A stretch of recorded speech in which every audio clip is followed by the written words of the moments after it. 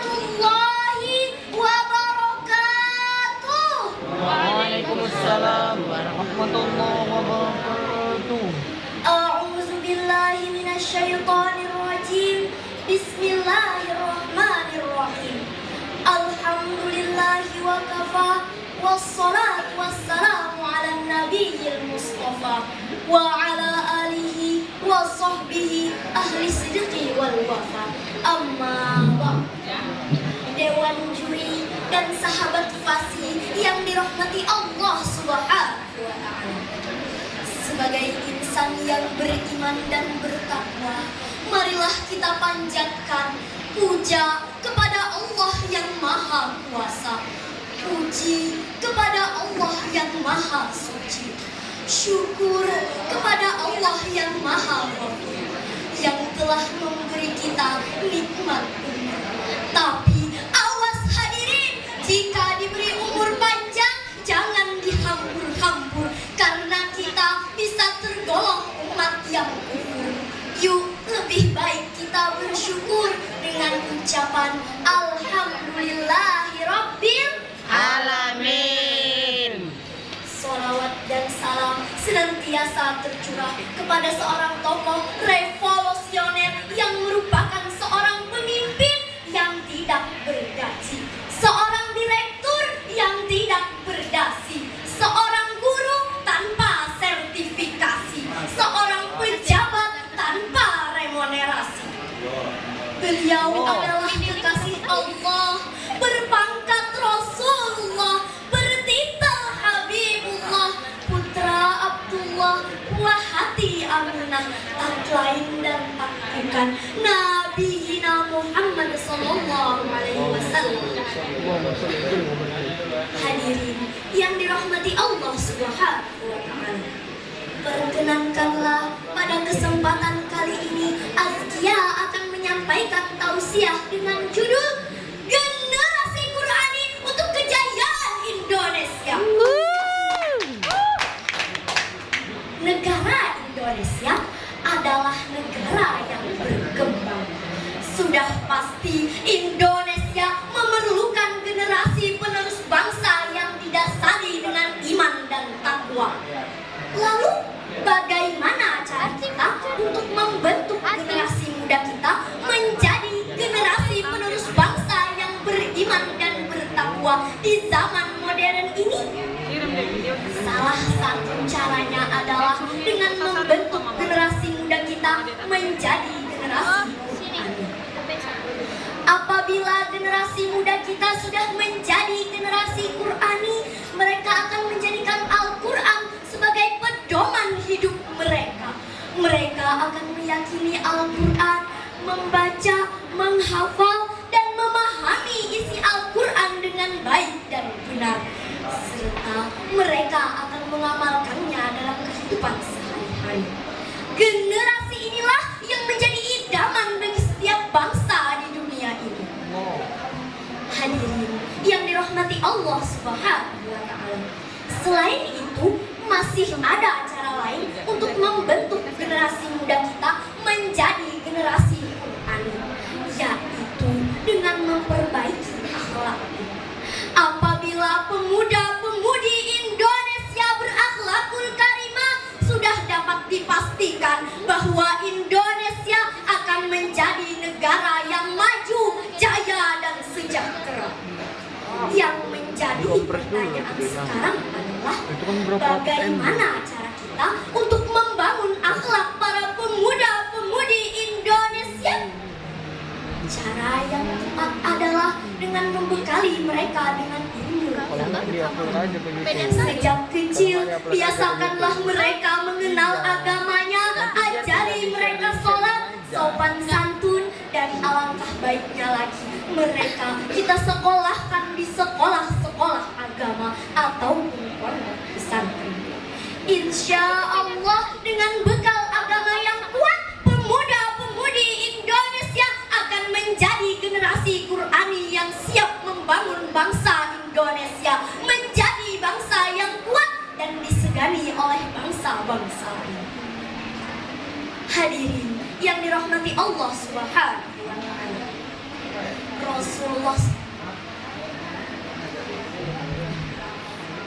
sebagaimana hadis Nabi Muhammad sallallahu alaihi wasallam, "Innama bu'istu liutammima makarimal akhlaq." Sesungguhnya aku diutus ke dunia ini hanyalah untuk menyempurnakan akhlak. Dari hadis di atas sangatlah jelas bahwa akhlak merupakan pondasi dasar untuk membangun jiwa generasi muda. Ingat, masa depan agama, masa depan bangsa, bahkan masa depan umat pun berada di tangan para pemuda. Bapak Profesor Dr. B.J. Habibie, beliau pernah mengatakan, setidaknya ada 5 kelemahan yang harus dihindari oleh para generasi muda kita. Pertama, lemah harta. Kedua, lemah fisik. Ketiga, lemah ilmu. Keempat, lemah semangat hidup. Dan yang kelima, lemah akhlak. Oleh karena itu, ingatlah wahai saudaraku, sesungguhnya di tangan pemudalah nasib suatu bangsa. Hal ini mengandung pengertian bahwa jika pemuda-pemudinya sehat, negara akan kuat. Jika pemuda-pemudinya berilmu, negara akan maju. Jika pemuda-pemudinya beriman, negara akan aman. Dan jika pemuda-pemudinya bertakwa, insya Allah negara akan jaya. Sahabat-sahabatku yang dirahmati Allah Subhanahu wa Ta'ala, jangan sampai kita bertanya apa yang sudah diberikan agama dan bangsa kepada kita, tetapi bertanyalah apa yang sudah kita berikan untuk agama dan bangsa. Sesuai dengan firman Allah Subhanahu wa Ta'ala dalam Al-Quran surah Ali Imran ayat 104 yang berbunyi, A'udzu billahi minasy syaithanir rajim. Bismillahirrahmanirrahim. Wal takum minkum ummatun yad'una ilal khair wa ya'muruna bil ma'ruf wa yanhauna 'anil munkar wa ulaika humul muflihun. Shadaqallahul azim. Yang artinya, dan hendaklah di antara kamu ada segolongan umat yang menyeru kepada kebajikan, menyuruh kepada yang ma'ruf, dan mencegah dari yang munkar. Merekalah orang-orang yang beruntung. Hadirin yang dirahmati Allah Subhanahu wa Ta'ala, dari ayat di atas dapat kita ambil pengertian bahwa generasi muda merupakan ujung tombak pelaksana pembangunan bangsa dan agama. Apabila pemudanya baik, maka baiklah negara. Tapi apabila pemudanya rusak, maka hancurlah negara. Otak kita boleh otak Jerman, boleh otak Jepang, tetapi hati dan iman kita harus tetap berlandaskan kepada Al-Quran yang suci. Setuju tidak teman-teman? Setuju. Hadirin yang dirahmati Allah Subhanahu wa Ta'ala, Rasulullah Sallallahu Alaihi Wasallam berhasil mencetak sebuah umat yang kuat akidahnya, benar ibadahnya, bagus akhlaknya, serta tinggi peradabannya hanya dengan Al-Quran. Karenanya Rasulullah Sallallahu Alaihi Wasallam di akhir hayatnya berpesan kepada umatnya, taraktu fikum amrayni ma tamassaktum bihima lan tadillu abada, kitabullah wa sunnatu rasulillah.